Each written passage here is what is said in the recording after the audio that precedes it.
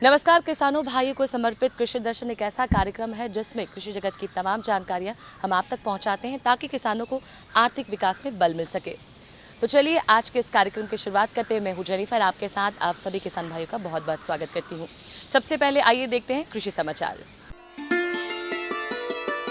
नमस्कार, खबरें खेती में आपका स्वागत है। मैं हूं किश्वर जबी। आइए सबसे पहले एक नजर डालते हैं आज के मुख्य समाचार पर। बरसात के मौसम में बेहतर प्रबंधन से पशुओं को बीमार होने से बचाएं। हैंड स्प्रे से करें फसलों पर छिड़काव, मिट्टी की उर्वरा शक्ति बचेगी और आपकी लागत भी। उन्नत प्रभेद से करेला की खेती, मुनाफे की खेती।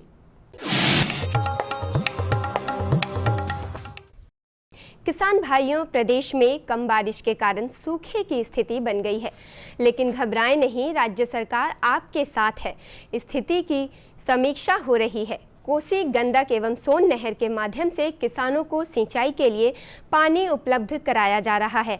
डीजल अनुदान के लिए मिले आवेदनों पर राशि का भुगतान किया जा रहा है और आकस्मिक फसल योजना के तहत 12 प्रकार की फसलों के बीज बहुत जल्द ही आपको उपलब्ध करा दिए जाएंगे। जिन क्षेत्रों में धान की रोपाई हो गई है, उसके बचाव के लिए सिंचाई के साधन उपलब्ध कराए जा रहे हैं। इसके लिए सरकार की ओर से 16 घंटे निर्बाध विद्युत आपूर्ति की व्यवस्था सुनिश्चित की गई है। पशुपालक किसान भाइयों, प्रदेश सरकार घर घर पशुओं के टीकाकरण का कार्यक्रम चलाती रहती है, क्योंकि टीकाकरण पशुओं को कई सारी बीमारियों से बचाता है। इसके साथ ही अपने पशुओं को कीड़ा मारने की दवा भी अवश्य दें। अभी बरसात के मौसम में दुधारू पशुओं के विशेष प्रबंधन की ज़रूरत होती है। कई तरह के फंगल संक्रमण और प्रोटोजोअल बीमारियों की चपेट में पशु आ जाते हैं, इसलिए उनकी साफ सफाई, आहार का उचित प्रबंध करें। साथ ही इस समय भैंस बच्चा देती है, तो भैंस का पहला दूध फेंके नहीं, बल्कि भैंस के नवजात बच्चे को पिला दें। इससे उसकी रोग प्रतिरोधक क्षमता बढ़ेगी और आपकी आय भी बढ़ती रहेगी।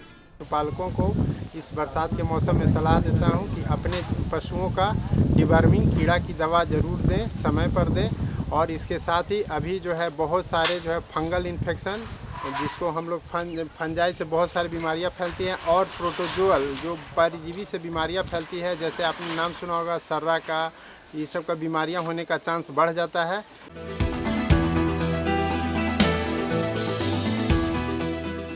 खबरें खेती के हर अंक में हम आपकी मुलाकात सफल किसान से करवाते रहे हैं। आज के हमारे सफल किसान हैं पटना ज़िले के जयपाल मलिक, जो नेनुआ की खेती करते हैं। उन्होंने इस बार भी 1 बीघा खेत में नेनुआ की खेती की है और यह मानते हैं कि 25,000 रुपये की लागत के बाद इन्हें लगभग दोगुना मुनाफा हो जाएगा।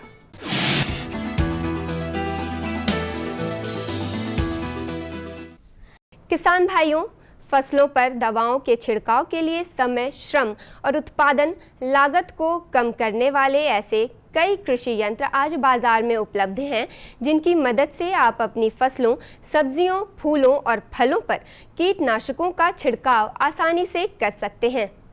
ऐसा ही एक कृषि यंत्र है हैंड स्प्रे।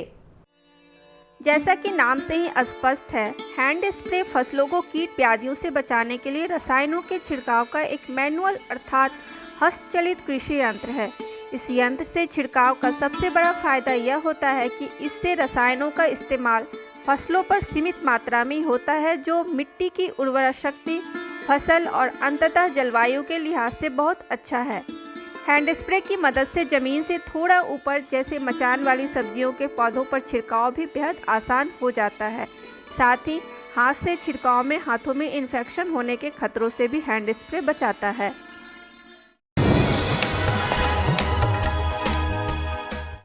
किसान भाइयों, वर्तमान समय में मक्का की खेती किसानों के सुंदर भविष्य की खेती हो गई है, क्योंकि सरकार किसानों को प्रोत्साहन नीति के तहत मक्के की खेती के लिए कई सुविधाएं मुहैया करा रही है।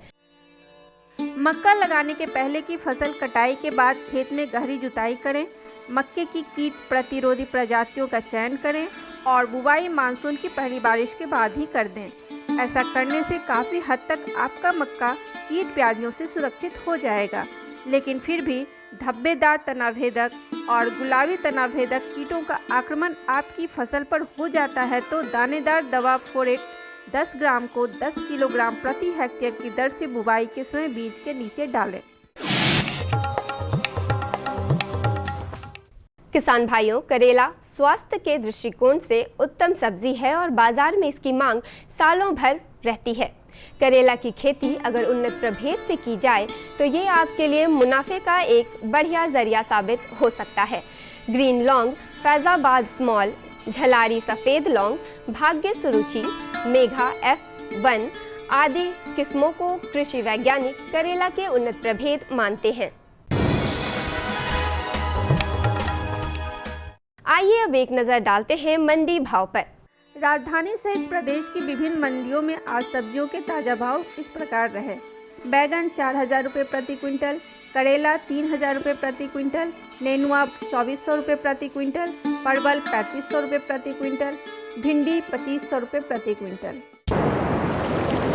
चलते चलते किसान भाइयों, आप देखिए मौसम का मिजाज। राज्य के कई हिस्सों में बादल छाए रहेंगे, जिससे तापमान में आर्द्रता बनी रहने की संभावना है। इसके अलावा कुछ जगहों पर गरज के साथ बारिश भी होगी। अगले 24 घंटे में राजधानी पटना का अधिकतम तापमान 34 डिग्री सेल्सियस एवं न्यूनतम तापमान 27 डिग्री सेल्सियस बने रहने की संभावना है। अभी अभी आपने देखा कृषि समाचार। यहाँ लेंगे एक छोटा सा विराम, कहीं मत जाइएगा क्योंकि आज के सेगमेंट में बहुत कुछ खास है।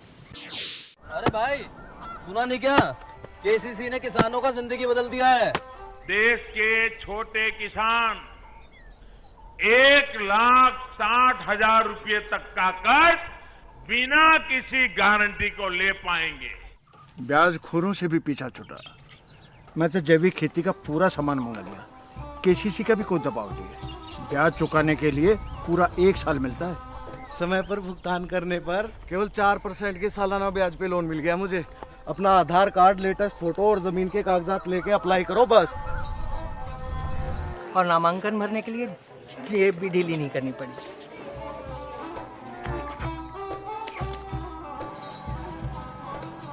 चाचा, उधार चुकाने के 24 घंटे के बाद उतने ही पैसे वापस निकाल सकते हैं। केसीसी ने किसानों की जिंदगी वाकई बदल दी है। तो आप भी किसान क्रेडिट कार्ड अपनाएं और सहजता से ऋण पाएं। अरे भाई रामेश्वर, क्या बात? बड़े परेशान दिख रहे हो।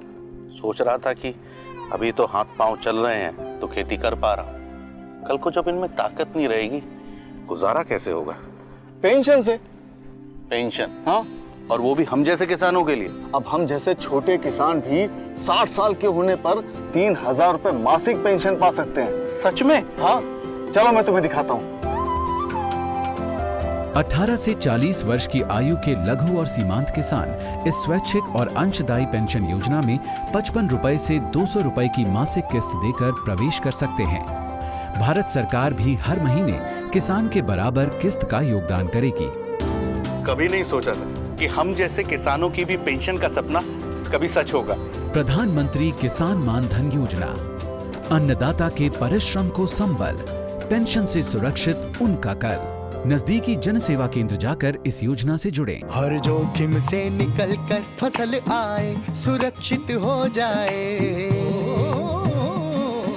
फसल बीमा से हर किसान अब आत्मनिर्भर हो जाए। अब सूखा पड़े या बाढ़ आ जाए कोई डर नहीं।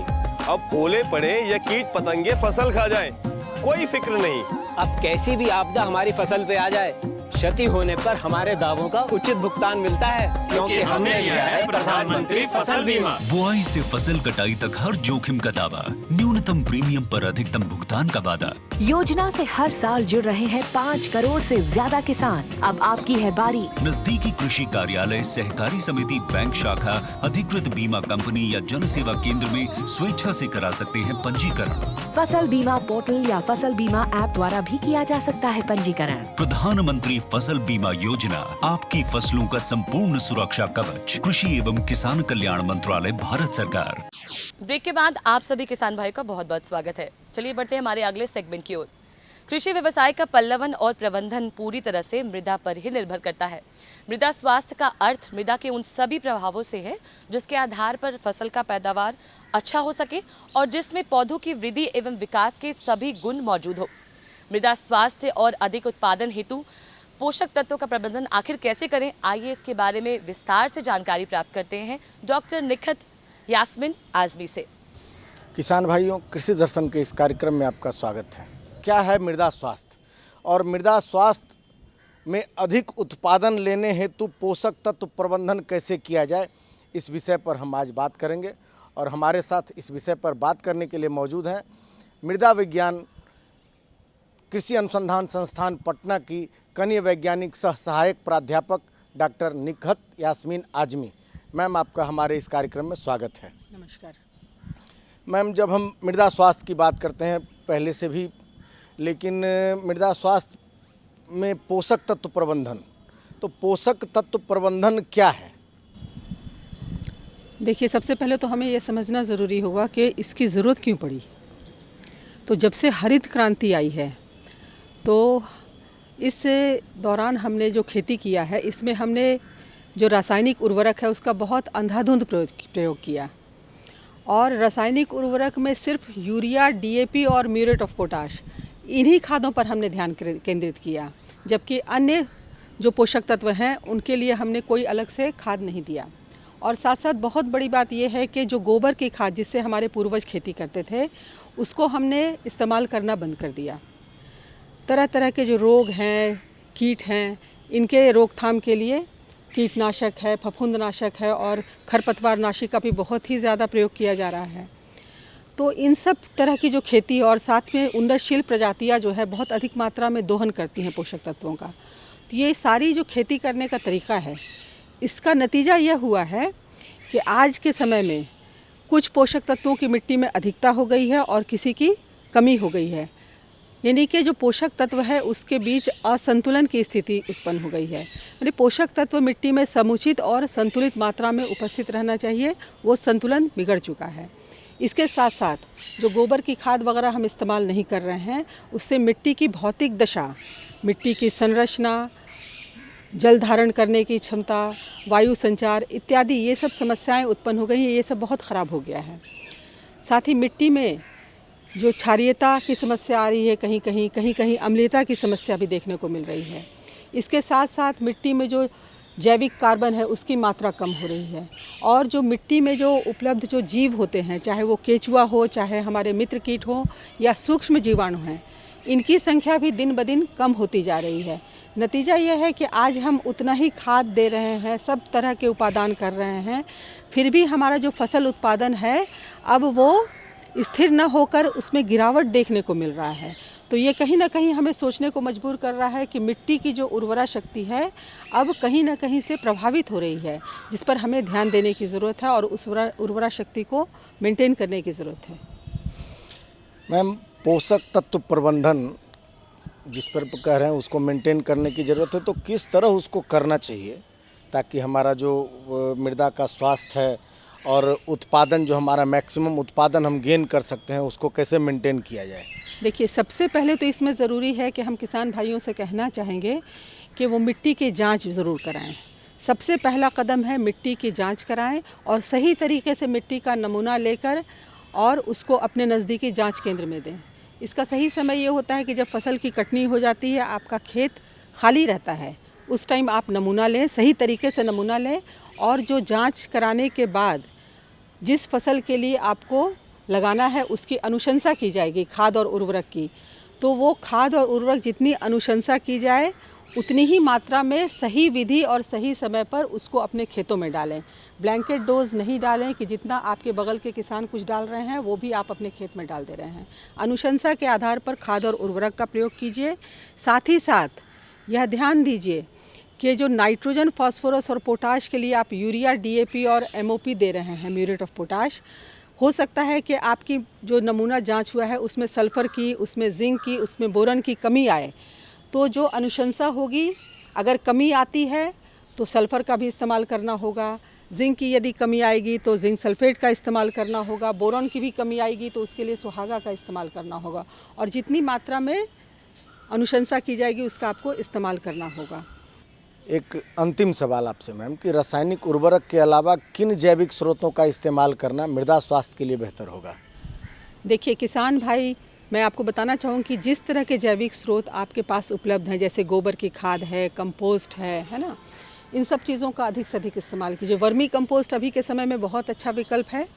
किसान भाई केचुए की मदद से जितना भी आपका जो व्यर्थ वेस्ट है, चाहे वो खेत का वेस्ट हो या फिर आपका घर का कचरा हो या आसपास जो भी कचरा जो व्यर्थ है जिससे प्रदूषण फैल रहा है, उसको केचुए की मदद से और गोबर मिलाकर उसको आप खाद तैयार कर सकते हैं। और इससे तैयार किया हुआ जो केचुआ खाद होता है ये बहुत ही ज़्यादा पोषक तत्वों से भरपूर रहता है। करीब 5 से 7 गुना इसमें पोषक तत्व अधिक मात्रा में पाए जाते हैं। इसके साथ साथ इसमें एंजाइम्स होते हैं, वृद्धि कारक हार्मोन्स होते हैं, एंटीबायोटिक होते हैं जिससे बीमारियां पौधों में कम लगती हैं। इसके साथ साथ बहुत से लाभकारी जीवाणु इसके अंदर होते हैं जो नाइट्रोजन को स्थिर करने का काम करते हैं, फास्फोरस को घुलनशील बनाने का काम करते हैं। तो किसान भाई वर्मी कंपोस्ट का अधिक से अधिक इस्तेमाल करें।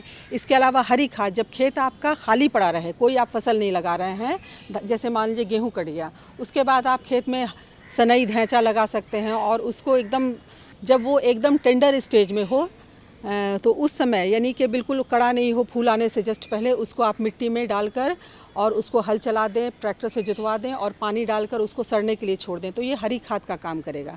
दूसरा है कि उड़द मूंग अगर लेते हैं तो उसकी फली तोड़कर इनके भी डंठल को, पेड़ पौधों को आप मिट्टी में जोतवा दें और जोतने के बाद पानी पटवा दें। तो ये भी हरी खाद का काम करेगा, यानी कि हरी खाद का भी आपको इस्तेमाल करना है। इसके अलावा जो जीवाणु खाद है, तरह तरह के नाइट्रोजन स्थिर करने वाले जीवाणु खाद हैं, फास्फोरस को घुलनशील बनाने वाले जीवाणु खाद हैं, इसका इस्तेमाल करना बहुत लाभकारी होता है। जितने तरह के बीज होते हैं, दलहनी फसलों के लिए हम राइजोबियम कल्चर के बीज से उपचारित करते हैं, गैर दलहनी फसल के लिए हम एज़ोटोबैक्टर कल्चर के बीज से उपचारित करते हैं।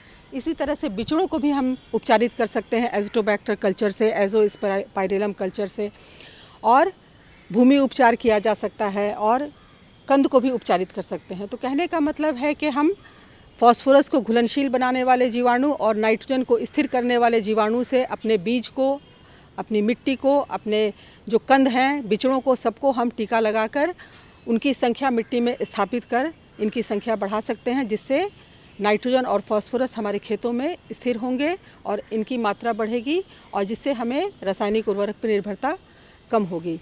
हमारी विशेषज्ञ डॉक्टर निखत यास्मीन आजमी जी को इतनी अच्छी जानकारी देने के लिए हम बहुत बहुत धन्यवाद देते हैं। उम्मीद है हमारे एक्सपर्ट द्वारा दी गई जानकारी आपके लिए सहायक होगी। किसानों की आय दुगनी करने में गाय पालन की भूमिका बेहद महत्वपूर्ण होती है, क्योंकि गाय से न केवल दूध बल्कि खेती के लिए गोबर की खाद भी मिल जाती है, जिससे खेती की लागत में कमी भी आ जाती है। गौ पालन एक बहुत आसान व्यवसाय है, इसे चाहे हर वर्ग के लोग कर सकते हैं। लेकिन प्रतिकूल मौसम में गाय पालन आखिर कैसे करें जिससे आय में वृद्धि हो, इसकी तमाम जानकारियां एवं उपयुक्त जानकारियां बहुत ही ज़रूरी है। आइए इसके बारे में विस्तृत जानकारी प्राप्त करते हैं हमारे विशेषज्ञ डॉक्टर वीरेंद्र कुमार से। नमस्कार, कृषि दर्शन देख रहे हैं सभी दर्शकों को रूपम त्रिविक्रम का। किसान बंधु और खासकर जो हमारे पशुपालक बंधु हैं, प्रतिकूल मौसम में देसी नस्ल के गाय को पालकर कैसे आय को बढ़ाया जाए, तो आज इन्हीं विषय पर जानकारी देने के लिए हमारे साथ जुड़ चुके हैं डॉक्टर वीरेंद्र कुमार। आप सहायक प्राध्यापक हैं पशु अनुवांशिकी एवं प्रजनन विभाग, बिहार पशु चिकित्सा महाविद्यालय में। आपका बहुत बहुत स्वागत है डॉक्टर वीरेंद्र कुमार जी हमारे कार्यक्रम में। नमस्कार पशुपालक भाइयों। सबसे पहला जो सवाल मेरा उठता है, क्योंकि प्रतिकूल मौसम यानी मौसम बेमानी होती चली जा रही है ना, और बेमानी मौसम में देसी नस्ल के गाय को कैसे पाला जाए, कौन से गाय पाली जाए, कौन से प्रभेदों के गाय को अपनाया जाए ताकि हमारा आय बढ़ सके, हमारे किसान बंधुओं का आय बढ़ सके? डॉक्टर वीरेंद्र। जैसा कि हम लोग जानते हैं कि आजकल जो देसी नस्ल को पालन करना कम कर दिए हैं, विदेशी नस्ल को गाय को हम लोग अक्सर पाल रहे हैं, जिससे क्रॉस ब्रीडिंग का समस्या हमारे पशुपालकों के सामने उत्पन्न हो गई है। जर्सी और होल्स्टियन, फ्रीजियन ये सब हम लोग पाल रहे हैं अधिक दूध के लिए। दूध तो हमारा हो गया, लेकिन उसमें क्रॉस ब्रीडिंग जो हो गया, जो हमारे देसी नस्ल को विलुप्त होते जा रहा है। इससे बचाव के लिए हम लोगों ने अच्छे नस्ल की देसी गायों की चुनाव करके जो किसान को भी फ़ायदा हो, ज़्यादा से ज़्यादा दूध उत्पादन हो, इसके लिए हमने 3 कैटेगरी में हम लोग क्लासीफाई किए हुए हैं। दुधारू नस्ल, दुई काजिए और भारवाहक। उसमें हम लोग दुधारू नस्ल में मेनली 3-4 गाय हैं, जो कि साहिवाल, रेड सिंधी, गिर, कंकरेज और आपका हरियाणा, थारपारकर, ये सब नस्ल है जो अच्छी दूध भी देती हैं और उसका बछड़ा भी काम आते हैं। लेकिन साहिवाल जो है उसका बछड़ा हम लोग यूज नहीं करते हैं, तो उसको हम लोग सबसे पहले बात करेंगे शाही नस्ल की गायों पर। शाही नस्ल जो गाय हमारी है, पंजाब के साइड में उसका ब्रीडिंग ट्रैक्ट है। आज़ादी के पहले ये हमारा जो साहिवाल डिस्ट्रिक्ट था, जो कि पाकिस्तान के प्रांत में पड़ गया है, उसके बंटवारा के बाद में हम लोग उसी के नाम पर साहिवाल पड़ा है, जो कि हमारा दोनों बंटवारा के बाद दोनों हम लोग का शेयर हो गया। तो हमारा भी नस्ल है, तो हम उसको पालते हैं। पंजाब, गुजरात, हरियाणा, बिहार, यूपी, ये सभी जगह उपलब्ध है अभी। अच्छा डॉक्टर वीरेंद्र जी, सवाल ये उठता है, क्योंकि हम बिहार राज्य में हैं, तो बिहार में कौन से देसी नस्ल के गाय को पालना चाहिए जिससे हमारे किसान बंधुओं का और पशुपालकों का आय बढ़े? जी, हमारे के यहाँ जो मौसम है, तीन मौसम हमारे के यहाँ है, जाड़ा, गर्मी, बरसात। गर्मी में हमारा जो है बहुत सा जो जानवर हैं जो कि एक्जोटिक ब्रीड का है, विदेशी नस्ल का, वो हमारे के यहाँ पर्याप्त संसाधन में वो नहीं पल सकती हैं। जैसे कि उसका टेम्परेचर कम होना चाहिए, और हमारे जो नस्ल की गाय हैं उसमें इम्यूनिटी और टेम्परेचर सहनशीलता क्षमता ज़्यादा है। इसलिए हम लोग अभी प्राथमिकता दे रहे हैं कि अपने देसी नस्ल को ही, ज़्यादा से ज़्यादा दूध देने वाली देसी नस्ल को ही पशुपालकों को पालने की सलाह हम लोग देते हैं। बिहार में कौन कौन सी है? बिहार का तो जो रिकॉग्नाइज ब्रीड है वो अभी तत्काल आपको ये पूर्णिया कैटल हो गई है, और बछौर है, जो कि ये ड्राफ्ट एनिमल में आती है, जो इनका दूध कम होता है, इसलिए इसको हम लोग नहीं पालते हैं। लेकिन दुधारू नस्ल का साहिवाल, थारपारकर, गिर, ये हरियाणा, कंकरेज तो हमारे क्या नहीं है, लेकिन हरियाणा, थारपारकर, साहिवाल, रेड सिंधी, ये सब हम लोग पालने की सलाह देते हैं। तो एक सवाल ये उठता है कि इन गायों को पालने में खर्च का क्या है, कितना खर्च आता है? देखिए, ये जैसा कि सभी गाय को पालने में खर्च है, लेकिन इसका रख रखाव में कम है। फार्म के भी उसे हम लोग पालते हैं, फार्म के तो उसमें थोड़ा सा मैनेजमेंट सिस्टम हमारा होता है। लेकिन देसी नस्ल को हम लोग जैसे थारपारकर, हरियाणा, ये सब जो पालते हैं हमारे पशुपालक भाई और किसान भाई पालते हैं, इसका जो बछड़ा भी है हमारा काम आता है कृषि कार्य हेतु, और इसके लिए जो खर्च जो है वो कम आता है। और रेड सिंधी, साहिवाल और ये तो जो आपका गिरी का है, इसको फार्म के लेवल पर हम लोग पालते हैं, या किसान भाई हमारे पालते हैं तो 1-2 ही पालते हैं, ज़्यादा नहीं पालते हैं। तो हम लोग फार्म को जो लोग डेवलप कर रहे हैं, और फार्म उसमें हम लोग ज़्यादा से ज़्यादा दूध उत्पादन हेतु इसको हम लोग साहिवाल और आपका रेड सिंधी और थारपारकर, गिर, ये सब हम लोग पालने की सलाह देते हैं। चलिए, अब सवाल ये उठता है कि आप जो हमारे जो किसान बंधु हैं उनको आप क्या संदेश देंगे, और वो अपनी आय को गाय के माध्यम से कैसे बढ़ा सकते हैं? किसान भाइयों, मैं यही सलाह देना चाहूँगा कि आप ज़्यादा से ज़्यादा देसी नस्ल को गाय पालें, जो ज़्यादा से ज़्यादा दूध आपको सर्वाधिक देती है, और आपको उससे ज़्यादा उत्पादन मिलेगा, ज़्यादा आपको लाभ होगा, और हमारे सूटेबिलिटी और क्लाइमेट के अनुसार वो पालने में आपको सुविधा मिलेगी, और उस क्लाइमेट में वो जीवित रहेगी, और इसमें रोग प्रतिरोध क्षमता ज़्यादा है, और इसके चलते हम लोग इसको ज़्यादा से ज़्यादा पालन करने के, और जो हमारा प्रजाति जो देसी नस्ल है वो विलुप्त हो रही है, इसको बचाने के लिए भी हमारा ये अग्रसर कार्यक्रम है।